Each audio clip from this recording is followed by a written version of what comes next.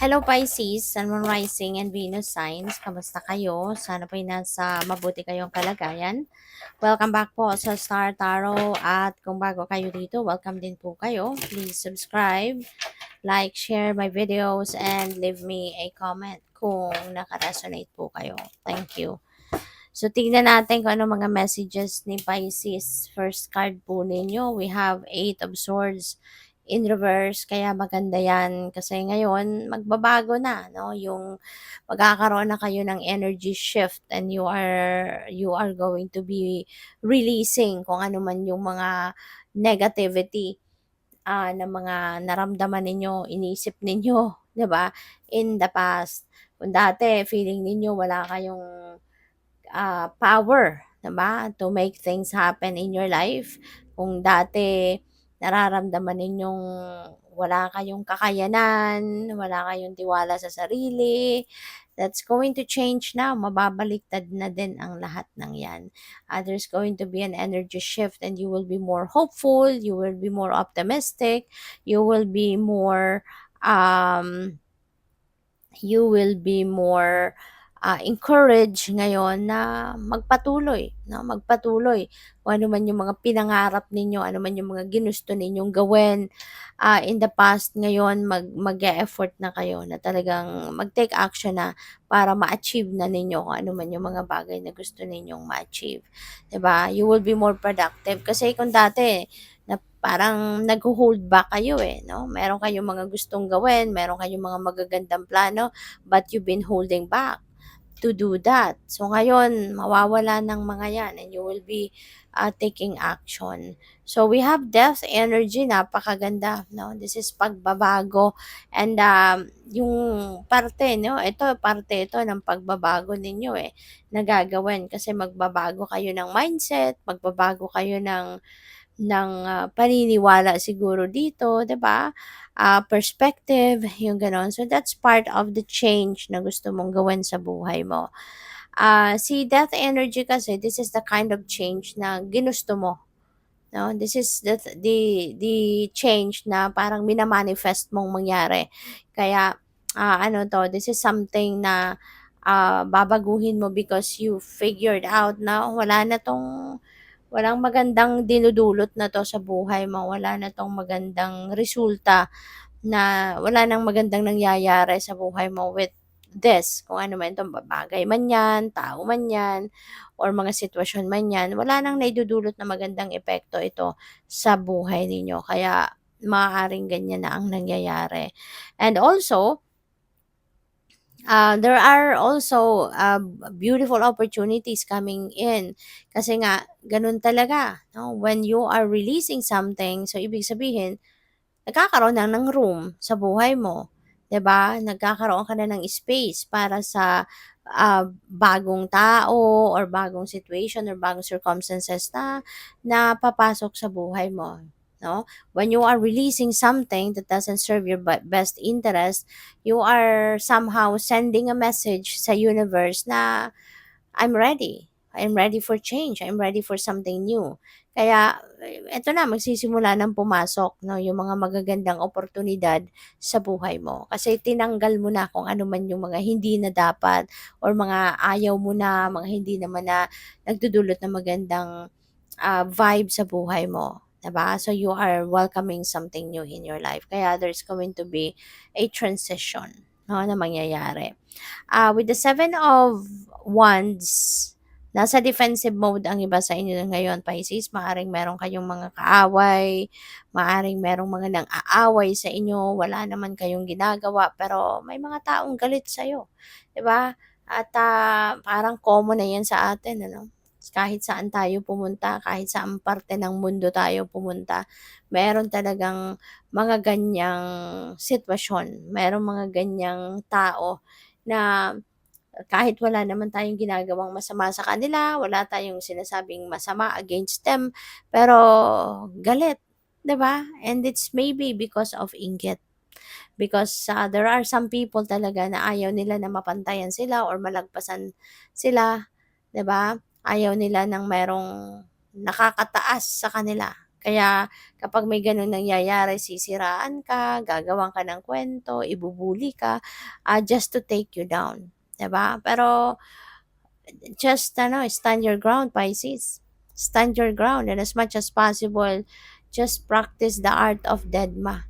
Kasi may mga ganyang klaseng tao, no? As long as you know na wala ka namang ginagawa, wala ka namang wala ka namang ginagawa para ikasira nila or kontrahin sila, 'di ba? Manindigan ka lang kung ano ang tama, kung ano sa tingin mo ang tama, 'di ba? Ano sa tingin mo yung makakabuti sa'yo, just focus on that, 'di ba? At 'wag mo na silang pansinin. As long as your safety is intact, 'di ba? Yung wala naman silang ginagawang ikakaano mo, ikakapahamak mo, yung gano'n. So, just stand your ground, 'di ba? Pero kung sa tingin mo kailangan mong lumaban, sa tingin mo kailangan mong, um, protektahan ang sarili mo, protektahan ang posisyon mo sa trabaho or yung trabaho mo mismo, proteksyonan mo, then do so, okay. Pero kung sa tingin mo hindi kailangan, huwag ka ng mag-effort, sayang lang, 'di ba? So, by the way, maraming salamat for subscribing. And if you haven't subscribed yet, subscribe na kayo. At saka maraming salamat din for not skipping the ads. Kasi malaking bagay po yan sa akin. And kung gusto po ninyo na mag-join sa membership, just click the join button sa baba ng video. Thank you po. And, wow. Uy, may humabol pa. Gusto pa niyang umano. Gusto pa niyang humabol sa reading. So, we have angel number 0330. Ayan, lucky shirt. So, mukhang may swerte, 'di ba? Mukhang magkakaroon dito ng magandang resulta ang mga ginagawa ninyo with all the hope and optimism na pinoproject mo, 'di ba? Parang babalik sa ito. Babalik sa ang suwerte, babalik sa yung magandang ah, mga kaganapan, 'di ba? There will be wonderful benefits for you and the people na nasa paligid mo. Yung mga taong mahal mo sa buhay, maaring madadamay ng inyong swerte, madadamay sa inyong kasaganaan, madadamay sa inyong magagandang blessings, no, na dadating sa inyo. Hindi lang ikaw ang maaring makareceive ng mga magagandang biyayang ito, kundi pati yung mga mahal mo sa buhay. So, we have angel number 0110. Ayan, sabi dito, go after for what you want, no? So, mag-effort ka kaya siguro kinaiinggitan ka, may mga taong nagagalit sa iyo kasi matiyaga ka, masipag ka, 'di ba? Ginagamit mo yung mga talents mo, skills mo, spiritual gifts mo, 'di ba? Para na magtagumpay, no? Kaya maraming nakatingin sa iyo at maraming hindi nagugustuhan ang ginagawa mo, 'di ba? Kasi nagdudulot ito ng magandang resulta sa inyo, magkakaroon ng magandang epekto, siswertehin ka, you will be blessed.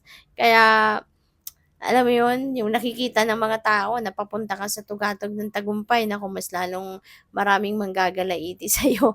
Kaya just focus on what you are doing. Okay? Dedmahin mo na lang sila. Kung wala silang maitutulong sa'yo, walang maidudulot na maganda sa buhay mo, dedma. Okay? Kasi hindi mo na kailangan mag-exert ng effort para sa kanila. 'Di ba? Just focus on yourself. Just focus on how you are going to claim your success. Doon ka mag-focus. Okay? Huwag kang mag-focus sa mga ganitong klaseng negativity. Alright? So, we have angel number 1616, readjustments. Meron kayong mga kailangang i-adjust, meron kayong mga kailangang gawin, extra effort dito para ma-overcome ninyo ang mga obstacles na maaaring ma-encounter ninyo. Okay? But don't give up. You know, always remember na yung mga obstacles na yan, mga challenges na yan na dumadating sa buhay natin, those are also blessings. Marami tayong natututunan from that. Marami tayong nakukuhang wisdom, lessons from that na mapapakinabangan natin sa ating future journey. Kaya treat them also as a blessing. Huwag kayong malungkot, huwag kayong magalit, huwag kayong mapagod kasi merong iiwang magandang bagay, no, or magandang ang tawag dito, kaalaman, 'no, na magagamit natin 'yan sa future journey natin. Kaya, sige lang, okay, just hang in there, kapit lang, laban lang, at, ang importante lagi tayong nagdadasal and lagi tayong nagsu-surrender sa the universe para nang sa gayon, 'di ba, gabayan niya tayo, tulungan niya tayo maging magaan ang ating journey sa buhay at, ma kumbaga kasi sa mga problema na 'yan, mga challenges, mga obstacles, the universe 'no, God is always showing us the way kung papaano din natin 'yan hindi ba? Kaya ano lang, huwag kayong matatakot, huwag kayong susuko, tiyaga-tiyaga lang, sipag lang, okay? We have angel number 333 and you are getting support. You will receive support from the people around you. Kung ano man ang pangangailangan ninyo, kung ano man yung kailangan ninyo para ma-solve ang mga problema ninyo, ano man yung kailangan ninyo para ma-achieve ninyo ang mga bagay na gusto ninyong ma-achieve, rest assured no that there will be people around you that are going to be very supportive of you, helpful of you. Ang kailangan lang, 'di ba, na mag-ano ka, ang tawag dito, approach ka sa kanila, 'no? Mag-approach ka sa kanila, humingi ng tulong, yung ganyan, okay? Good luck. Thank you for watching. Love and light. Namaste.